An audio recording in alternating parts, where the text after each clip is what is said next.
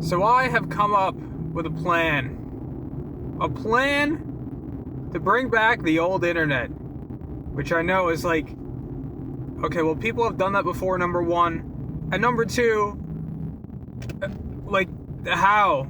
How are you going to even do that? How are you, one person, going to do that? And see, here's the answer, right? The answer is that I'm just going to do it in my own experience. I'm not going to do it for everybody else, but just for myself. Because for me personally, I feel like the internet has really just become something I've grown to detest in a way. Because yes, there are some positive things about the way the internet is right now, but there are also so many negatives that it just kind of sucks to use now. Everything is algorithmically driven. Everything is designed to waste and siphon all of your time. And I said, you know what? I don't want to do that anymore. And this really hit me the other night because I kind of fucked up, to be honest with you. I did not make the greatest life decisions. I was on track for a decent night, and then it all fell apart because I was like, you know, I just want to watch some YouTube, and watching YouTube turned into like hours of YouTube, and I was like, fuck, I just keep watching stuff, and I've been watching stuff for hours, and now it's like 2 a.m. How do I fix this problem? And so, in my moment of weakness, I said, you know what? We're gonna go ask ChatGPT what to do. And that was exactly what I did. Because here's the thing. I know AI is kind of, you know, it's AI. It's gonna give you some weird ass answers and stuff sometimes. But I feel like sometimes it can get some things pretty right. Like, you know, if you go into it just trying to find every little bit of meaning that you can, you're gonna be disappointed by it. But every now and then it kind of says something that's a little profound. And that was exactly what happened to me. Because it basically told me, right, it was like, dude, listen, first thing you need to do is sign out. And I was like, okay, this thing's lost its mind. Then it was telling me you need to like set boundaries for yourself and like sign out only during the nights that you don't watch YouTube at night and stuff, and all this, and you need to figure out the actual reason that you're doing this. And I was like, okay, this thing is speaking some bullshit. I give up with this thing. But then I kept reading through it, and I was like, you know what? Actually, it's kind of cooking. And I know you're thinking, what do you mean it's cooking? But it was cooking. It was actually cooking. Because what I realized is that it was totally right. One of the easiest ways to deal with the algorithmically controlled internet is to simply not participate in the algorithm. And technically this won't always work. Like, you know, if you sign out of a YouTube account, it's obviously going to not recommend you as much stuff as it would. But it still probably has like an idea of who you are and your watch history and what you like. And especially when you're spending time on the site, it's going to know, okay, well, this person went to look for, I don't know, a Pokemon card video. So let's show them more Pokemon card videos, right? That is a given. You can't fully escape the algorithm without just detaching from YouTube itself entirely, but you can get pretty close by signing out, because then it doesn't have as good of a grasp on you as it would when you're signed in. And I think it's actually pretty easy to identify this, because, for example, right, let's say that you want to go view a Twitter post, right? You want to go view some post on Twitter, see what somebody said, some, you know, crazy tweet some guy said. So you go to Twitter, and you try to go to this guy's profile or whatever, and you realize something. You can't view the tweet. And you know why you can't view the tweet? Because Elon made it so you have to sign in to see basically almost anything. Sometimes you can like see a tweet, but you can't see any of the replies, you can't look at a person's account, you can't see anything else. Just the one tweet if you're directly linked to it. That's it. And it's one of those things where it's like, okay, well I guess they want you to like stay on the site more or whatever, and they want to like be able to know who you are when you're like looking for these tweets and all that, right? But the point of all that is so that they are then feeding their algorithm to keep you on the platform more. And it really kind of hit me looking at the YouTube stuff, because I thought, man, if I'm signed out, it can't really give me as good of recommendations, and it can't kind of keep me really on the platform for as long as I am sometimes when I really shouldn't be. So that was the number one thing, right? And then the other thing, as I mentioned, is that it told me, think about the real reason why you're doing this. And originally I was like, that's stupid. It's obviously because I have no self-control, and I'm focused on this I'm focused on this algorithmically generated content. Or maybe not generated is the right word, but like, you know, content that's being fed to me, right? But then I realized something.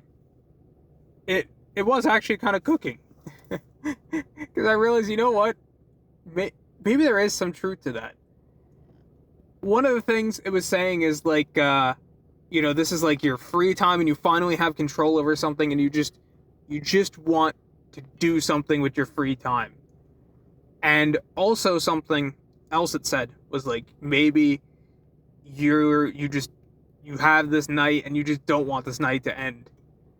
And I realized, like, dude, it's kind of right. Because I feel like that's the way it goes a lot of the time. I don't really want my night to end, because then the day starts again, and then I have to do all this hard stuff, right? I have to exercise, I have to eat breakfast and shower and go to work. I do all this stuff, and I don't want to do that. It's just so much easier for my brain and for me to just be like, let me watch some YouTube videos.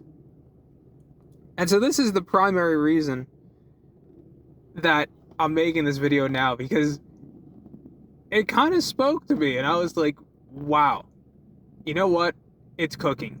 If I sign out and I acknowledge the real problems that I have, maybe I can fix it instead of just blaming it on YouTube or whatever, because we as humans, we like to just blame stuff on other things, because then it doesn't blame us. It's much easier to blame somebody else for your problems than to blame yourself. Like, it's much easier to be like, man, Donald Trump and this economy, it fucking sucks. This guy, he ruined my fucking life.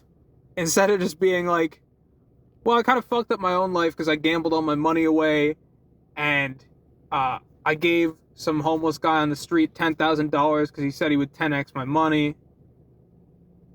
And maybe I shouldn't have done that.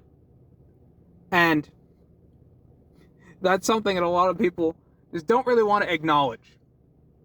And I honestly, I feel like I did it to myself. I was sitting there going, man, fucking YouTube and this stupid algorithm, it's keeping me engaged, it's keeping me on the platform for too long. It sucks. You know, it's all YouTube's fault. But then I realized it's kind of my own fault, to be honest. It's kind of my own fault. I fucked up.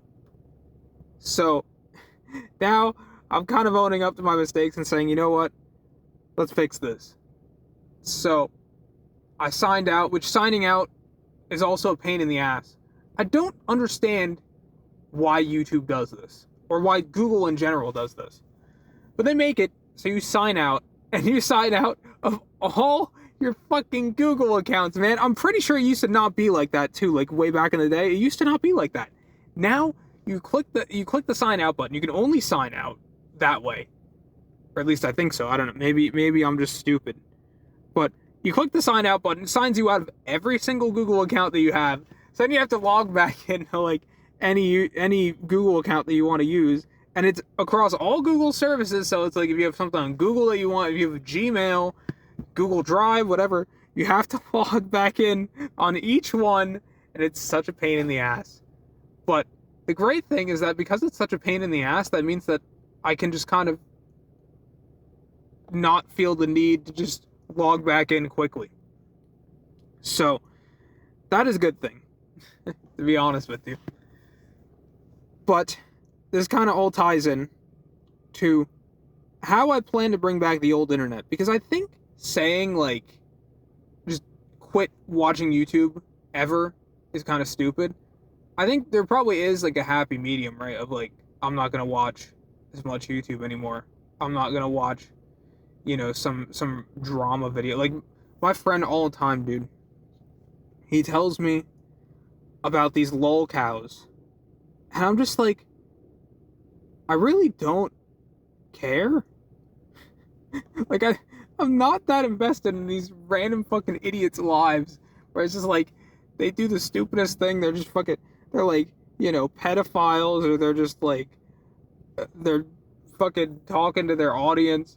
And like, angry with their audience or some shit. Or just like, they say the stupidest things. It's like, I'm just gonna be honest, like, I just don't care. I don't care. I don't care about all this stupid little drama. So, that's why, instead, I just cut out a lot of that stuff. And I feel like it's for the best. But, to go one further, there's probably a lot of other things that I could cut out too. I've been admittedly watching a lot of, like, Pokemon card stuff from Charlie, because I just think it's funny, to be honest. Like, it's just funny to watch these Pokemon card scalpers just like fight each other and stuff. It's great, but I also feel like I probably should just spend my time doing better things. I don't know, but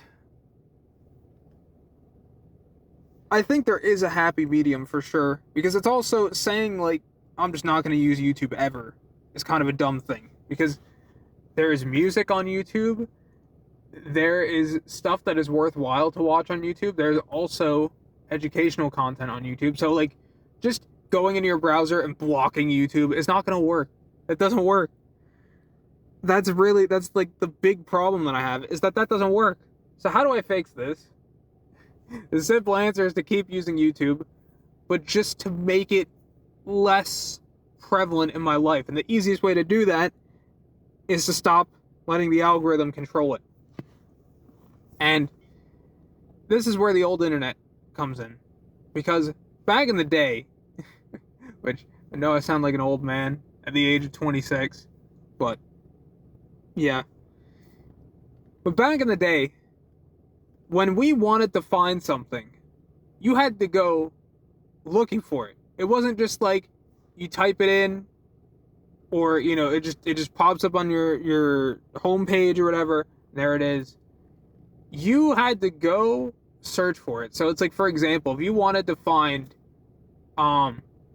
let's say, a community of people that are video editors and they use Sony Vegas.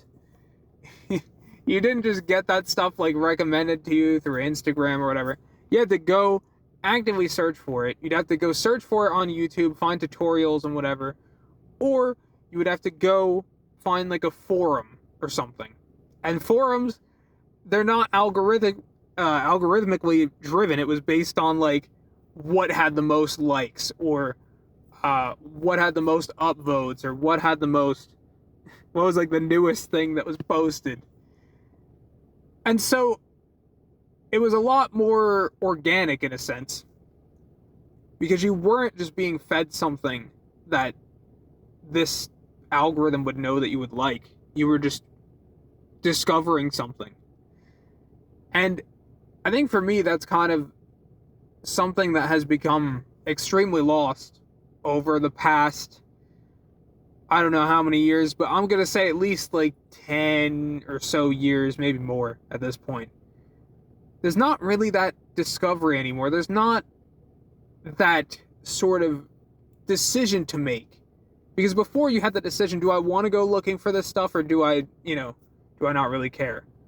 Whereas when you're just getting stuff recommended to you on YouTube, there's a very small amount of time in between that decision. And the example that I want to use is when you used to go buy a video game. Because when you used to go buy a video game, right? Like, let's go back to, like, I don't know, 2007. Number one, people were not as well informed on when, like, games came out and stuff. So, damn it, why did I just get a I just got a random Discord thing.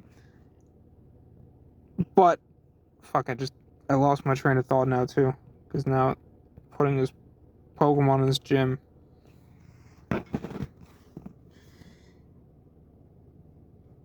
When you used to get a game, you weren't very informed. Actually, okay, I remember where I was now. Yeah. There were, like, some ways to stay up to date. Like, you had, like, Game Informer, Nintendo Power, that sort of thing, right? And then there were, like, ads on TV. Back when people watched TV, you know? I remember watching, like, Pokemon Black and White 2 ads and stuff, dude. Like, I was watching those. I was so excited, you know? But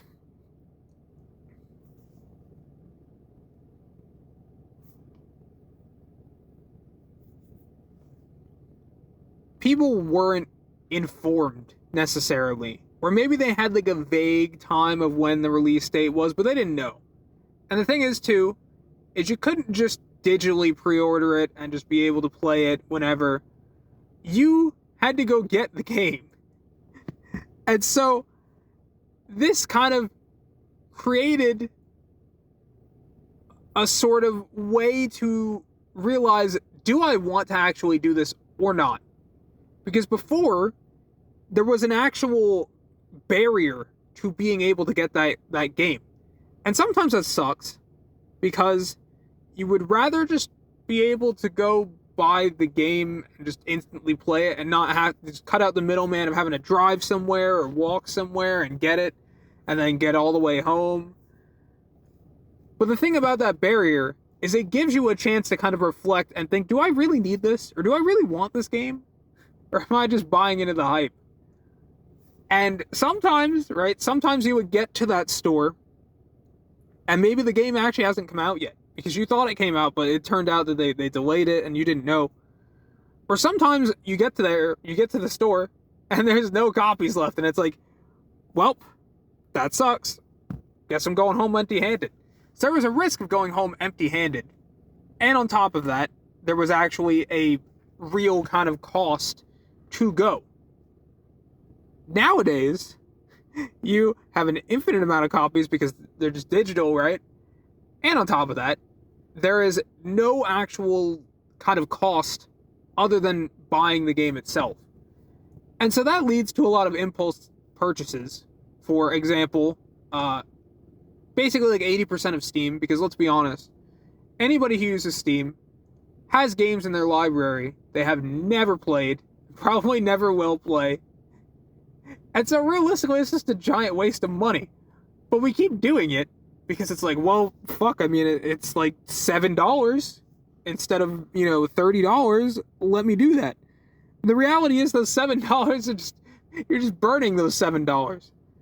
So, in my opinion, I feel like that barrier is actually kind of important because it makes those impulse decisions to buy something just not happen. Because when there's a barrier there, you have to consider, is it worth it enough for me to drive out to fucking GameStop, buy this game, and drive back home?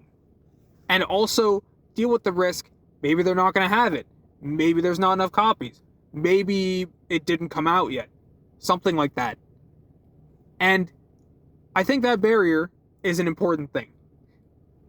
And so, where this kind of comes in the old internet is, I feel like on the old internet, you had that barrier because things weren't just algorithmically fed to you.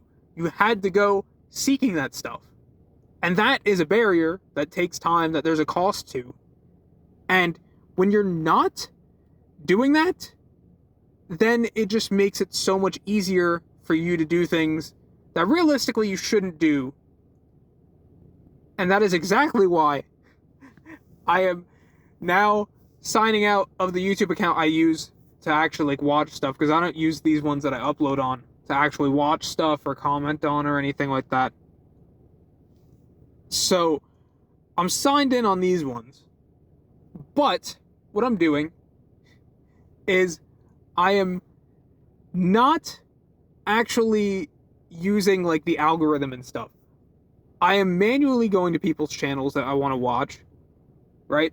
And so that means sometimes, let's say, let's just use Emp Lemon as an example, right? Emp Lemon makes awesome videos. It's always great to watch his videos. And so there is a point, right, where let's say you do this and you go to his channel and you see there's nothing new. He hasn't uploaded anything. And it's like, well, I just wasted my time. And now there's like a decision to make. Do I want to spend my time looking to see if Emp Lemon uploaded a new video, instead of it just being in your subscriptions and being like, oh, he uploaded a new video? That way, you kind of get to make more of a decision on how you're spending your time. And it's more in your control instead of it just being something you can easily default to. So I think that is a good step. And then the other thing is just, if I'm going to watch something, right, let's say, I don't know, I need to watch a Sony Vegas tutorial, right? I'm not going to like go, just go down a rabbit hole of that. I'm just going to search it up and find a good video, which that still kind of is algorithmically driven too, but to a lesser extent, right? So that's not too bad. And so I think with this, I will hopefully be able to actually kind of ignore a lot of the algorithmically driven internet. And I mean, other than that, I guess I just stop using other things that have algorithms built into them. Like, for example, Instagram. I guess if there's someone I care about on Instagram, then I can go manually get to their page or whatever, but like I'm not gonna scroll, through a bunch of reels and like watch a bunch of shit. And I think that this is probably the way forward, at least for me. And I honestly recommend at least trying this to other people, because I think that it honestly is kind of a genius idea to stop kind of an algorithmically generated, algorithmically fed kind of internet, where everything is just about the path of least resistance, where everything is about just wasting as much of your time as possible. The only unfortunate thing with this, right, is that there is kind of a lack of discovery then, because part of the great thing about the algorithm is that you use the algorithm and you can potentially get your voice out to way more people than otherwise, right? And this even kind of happened to me a couple times, where something gets picked up a little bit by the algorithm, gets some nice views compared to most of my other videos. And I'm just like, you know what? That was kind of nice. But here's the thing about stuff like that. Back in the day, we did not have the YouTube algorithm that we have now. So how did people actually, blow up on YouTube back in the day? It wasn't really through an algorithm. It was mainly through word of mouth and just, you would get on the YouTube homepage, maybe like the front page of YouTube or something.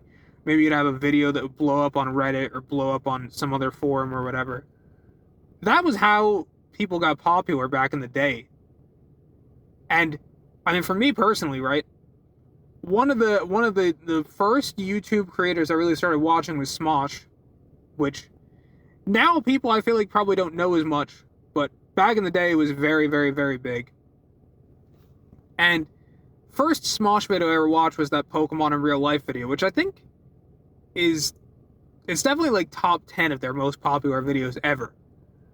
And the reason why I watched that, right, was that literally I remember this. My mom, she had like this old, I want to say it was like an LG phone. It was like the first smartphones we had ever gotten in the family. And I was I had it one night because my mom was like, oh, I'll let you use it. And, I decided to go on YouTube, search up Pokemon, and we were like at a diner or something, I think. I can't remember, but it was some place we were eating out. And I go and I type in Pokemon and I see Pokemon in real life. And I clicked on it and I watched it and like we were just laughing. It was just funny. And then that was how we started watching a lot of Smosh. That was how me and my family watched a bunch of Smosh. Because we were just, one day, we just decided to search Pokemon, and boom. And I feel like that's probably similar to how a lot of other people found Smosh back in the day. They just searched Pokemon, or maybe like Assassin's Creed or something like that, and boom, or like the internet in real life, something like that, and then bam, that's how they found it. And I think those days, in a sense, are kind of dead. But I feel like there's gotta be a way to bring those back. I just feel like it has to exist somewhere. Some way to, like, organically find stuff. I don't know. There probably is, like, I don't know, maybe there's, like, a forum out there or something. Or there's, like, some Reddit. Something like that. But I swear it has to exist. But I want to bring back the old internet, or at least the feeling of it, and make it into something where the internet is a tool, not something that enslaves you, not something that captivates you, that engages you, something that is just simple, easy to use, but not something that controls your life. That's kind of the whole point of all of this. And I tried it out last night, and I still ended up watching some YouTube, but it was so much easier for me to stop because there's not this algorithm, there's not subscriptions to, oh, this person uploaded this thing, this person uploaded this thing. It's just so much easier to actively seek out the stuff you want to watch and not just get algorithmically fed what you want to watch or what you should watch. And I'm hoping that this goes well. I can finally kind of break that sort of YouTube addiction, habit, whatever you want to call it. But I guess it is kind of ironic that I'm saying all this and it's going to get uploaded in a YouTube video. But that's just kind of how it is. So, with that, I think I'm going to end this here so that I can go home. I just got out of the dentist. It's funny because I uploaded a video last night.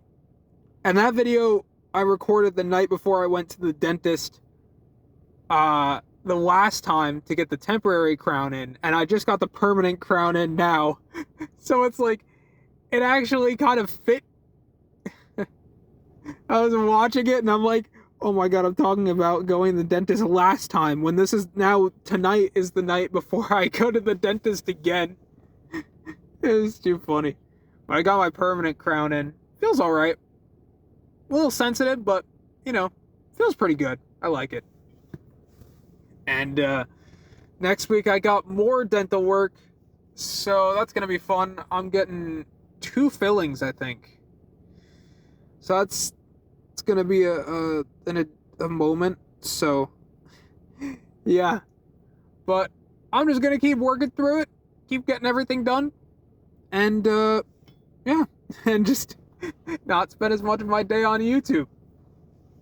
So with that, I'm gonna end things here, go home, and go enjoy my day. I don't really know what my plans are now, because it's like 11 o'clock, and I don't got work until like 4, so I don't know. We'll see. But yeah, I guess that's it.